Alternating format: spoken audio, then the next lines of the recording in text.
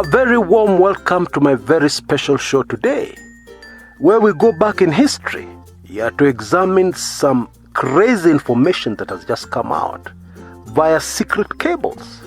Something that happened in 1977 over the Jomo Kenyatta succession.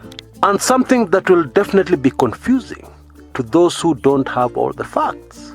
But from this video you'll have all the facts and you'll get a much clearer picture of this very fascinating time in Kenyan politics. Not very different from what we're going through right now, with the Uhuru Kenyatta succession politics. But allow me a quick aside. You'll remember about 2 weeks ago, I released the amazing series of videos on how you can make it on YouTube. Well, I have some very good news for all those who purchase the videos. You'll automatically land in my brand new club titled TBT, Tomorrow's Businesses Today. Where we'll have a lot of videos, a lot of information on how you can get ahead on YouTube. You see, people no longer read. Therefore YouTube will be the new books for people worldwide. And therefore it is huge. Online video is huge. In my view, increasingly, people will no longer be reading books. They'll be watching videos. And therefore this is something nobody can afford to ignore going forward. And I realized very quickly from my set of videos that people need a lot more information to get ahead on YouTube. They need additional tips on a regular basis. They need updates, as changes are made on YouTube all the time. They need also a heads up on new opportunities for online videos, even outside YouTube. And so I believe this club will help a lot, in making sure that as many of you as possible get ahead, in the new world, that we have already entered, because things will never be the same again. And if you didn't purchase the videos, don't worry, you have another opportunity. When you purchase the videos, you automatically land in this amazing brand new club, TBT, where we'll discuss a lot of other future businesses. And indeed, the future is already here, because business as we knew it is no longer working. This thing of having a stall and selling is gone. Even if you're still successful, it's only a matter of time. You must move with the times quickly. And therefore we'll be discussing a lot of great ideas, for those of you interested. And I believe it's a larger and larger number of people, because people have lost their jobs. They need to find new ways to put food on the table. Very exciting club that I highly recommend. And the best way of joining, rather than paying the annual fees, is just grabbing the videos. The special offer of only $39. And pop, you're in the club. So go for it. These details, of course, repeated in the description area below on this video on YouTube. Right. Let's get this show on the road. I believe this is a very fascinating era of our politics. And not only that, it'll give us hints on how the current political duels in the country might end. Because what happened in 1977 is very similar to what is happening now. Then it was all about the Jomo Kenyatta succession. Today, it is all about the Uhuru Kenyatta succession. Karibu sana and enjoy.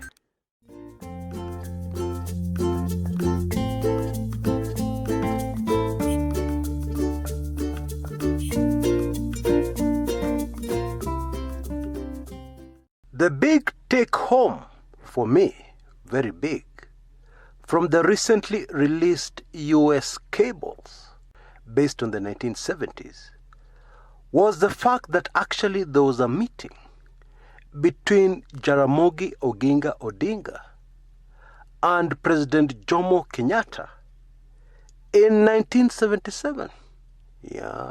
Barely a year before Kenya's first president passed on. Ay, ay, ay, ay, ay, ay, ay, yeah. The narrative with historians has always been, after the troubles of 1969, Jomo and Jaramogi never spoke again. Well, now we know that that is not factual. Now, I appreciate the fact that many of us do not like history. Yeah, it's boring to many of us. But the reason why I have brought this issue to the forefront on this channel is because this whole Jaramogi Jomo saga illustrates something that is still bedeviling our politics in Kenya and indeed politics in Africa. And that is foreign influence and interference not only in our politics but in relationships with major political figures. But let me back up a little, so that we're all on the same page and we all understand what we're talking about here. The Sunday Nation has today carried a major article based on those recently released US cables titled "The Secret 1977 Gema Plot to Make Jaramogi the country's president." This was all, of course, the Jomo Kenyatta succession politics. And currently, we are bang in the middle of the Uhuru Kenyatta succession politics. Now, very quickly, two powerful factions formed at the top hierarchy of KANU, Jomo Kenyatta's KANU. They were the Gema people, led by people like Njenga Karume and Dr. Njoroge Mungai. We can call that faction KANU A. And then the other faction was led by Charles Mugane Njonjo, the powerful Attorney General, AG, and Mwai Kibaki, an economist and the finance minister at that time. And of course, we can call that other faction KANU B. Now, KANU B supported Moi. I can tell you from my own research that KANU B did not trust KANU A with the future of Kenya. And KANU A were the forefront of the Change the Constitution movement, with the main objective being to block Daniel Toroitich arap Moi from succeeding Jomo Kenyatta. Because everybody close to Kenyatta knew that he would pass on at any time. His health was getting worse and worse by the day. He was slipping in and out of coma regularly. In other words, they had a campaign with an objective, not very different from the current Hustler Nation campaign. Because the Hustler campaign seeks to disrupt any other succession and replace it with their own succession plans. Now, by early 1977, the Change the Constitution movement had been truly defeated. And one of the reasons why it was defeated is that although KANU A were very close to Jomo Kenyatta, the president refused to endorse the Change the Constitution movement and agenda and narrative. Indeed, he dismissed it with a simple Kikuyu proverb, which went something like this: you cannot show a cow the rope you want to rope it in with. He was, of course, referring to Daniel Toroitich arap Moi. The people wanted to deal with him to stop him from automatically succeeding Jomo, was showing him exactly how they want to do it. And according to Jomo Kenyatta's Kikuyu wisdom, you don't do that. You don't show a cow the rope. Others are going to get into problems. You hide the rope and you rope it so that the rope is already around the neck by the time the cow actually sees the rope or realizes there was a rope in play. Now, I've always been puzzled because the way this story goes, KANU A gave up and relaxed after the Change the Constitution movement ended. But the secret cables, which was communication between the Kenyan ambassador with the State Department in the United States. Information that goes to organizations like the CIA. These cables reveal very sensationally that actually there was a plan B that was put into play.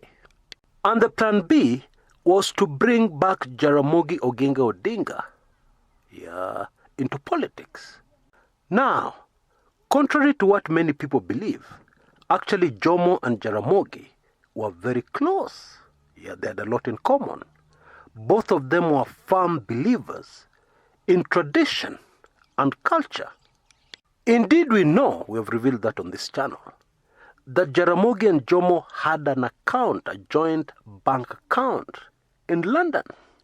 We also know that there's no way Jomo Kenyatta would have been president without Jaramogi. Jaramogi Oginga Odinga pushed for the release of Jomo Kenyatta against all odds, because the local colonial government had sworn never to release Jomo Kenyatta from detention. Jaramogi Oginga Odinga then gave Jomo Kenyatta the backing without which he would never have ended up as president of Kenya. So what went wrong between the two?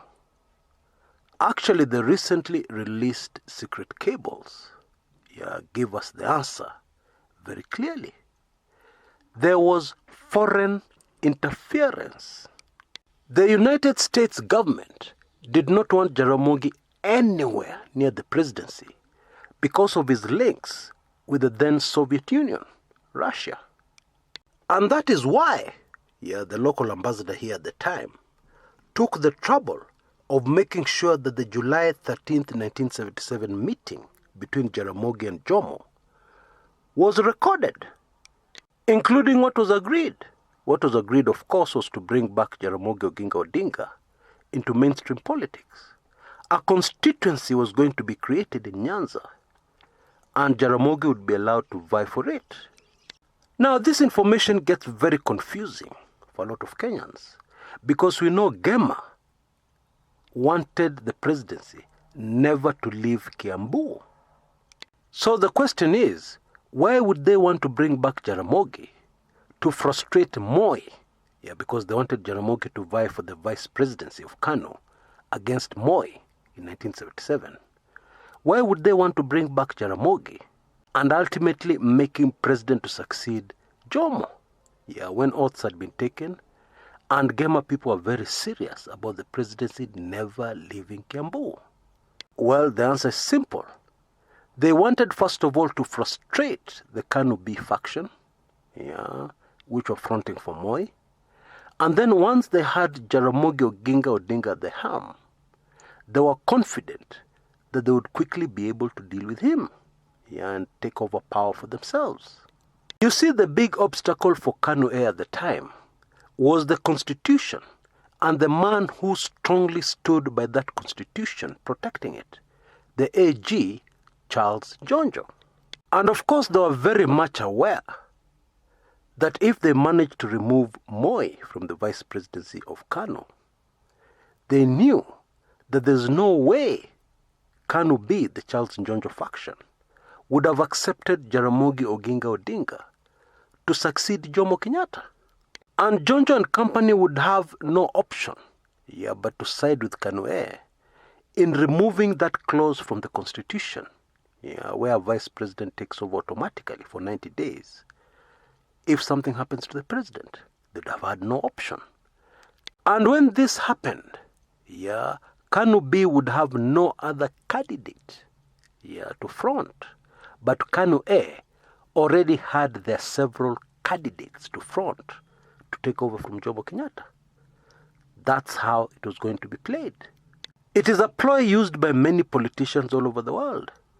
If a political opponent gets too strong and you want to deal with them, then bring back your political opponent's worst nightmare. And that will without doubt stop them dead on their tracks. It was the sly political strategy being used here. Kanu A also knew that there was no way powerful Western forces foreign interference, would accept Jaramogi Oginga Odinga as Jomo Kenyatta's successor. Yeah. He was backed by the Soviet Union. That was unviable as far as they were concerned. Whether or not Jaramogi knew he was being used as a pawn, we will never know.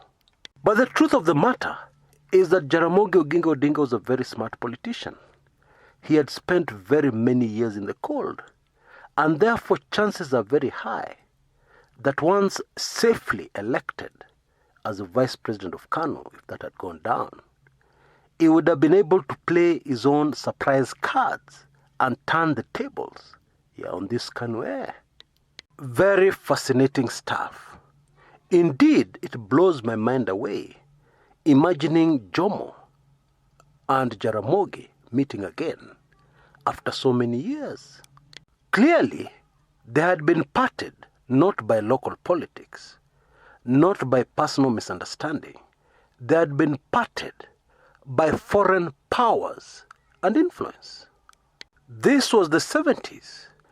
We need to ask ourselves the question, does this kind of thing still happen? What kind of influence, foreign influence, do we still have in our politics? Because logically speaking, over the years, one cannot expect the foreign influence to have gone down. If anything, it must have increased, which rubbishes all the narrative I hear people repeating all over the place, that Kenya is a sovereign country. That can't be true. Kenya is simply a puppet state of the West. That is the terrible truth. Now, for those people still interested in a bit of history, I have posted another very fascinating video on this channel, which will be up shortly, of Daniel Toroitich arap Moi visiting Ronald Reagan's White House. At the time, we all hated Moi. We all wanted Moi out. The propaganda of the Western media helped us a lot in forming this opinion. And yet the reality is that Moi was fighting the cabal. And one of his few backers was the very conservative Republican president in the White House, Ronald Reagan. You will notice from that clip that the press even tried to ask Moi questions about the political situation in Kenya, where the opposition were being repressed, where there were widespread human rights violations at the time. And both President Reagan and President Moi at the time, you will notice, ignored that question. One of the most fascinating things about this video is that Moi looks very nervous, out of place. Which brings us back to Njoroge Mungai's argument. Why Moi was not fit to be president and not even fit to represent the country abroad. Because kama ingekuwa mtu mwingine, when Reagan started talking about horses, angesema kakitu. But in this particular case, you'll notice, Moi says nothing. Reagan just talks and talks. This is over the dinner. Anyway, I leave you to enjoy it. If you've enjoyed this particular video, please remember to give me a like. Until next time, this is Chris Kumekucha.